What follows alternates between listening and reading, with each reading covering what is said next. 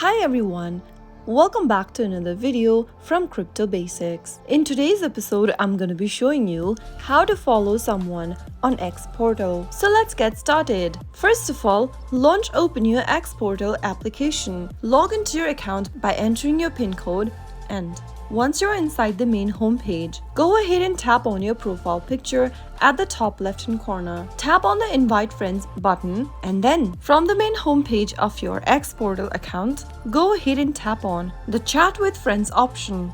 Tap on the Find Friends option at the top of the screen and tap on Discover. Select the person that you'd like to follow from the Popular or the NFT Creators tab. Select one of the person you'd like to follow from the suggested list or the discover list. Soon after you find the person that you'd like to follow, go ahead and tap on the person's profile and tap on the follow button to follow them on xPortal. You can repeat this step for every other person you'd like to follow on xPortal. So that is how it's easily done.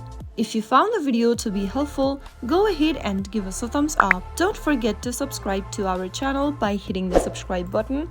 Also press on the bell icon so that you'll never miss another upcoming upload from us. I will see you again in the next episode. Thank you for watching.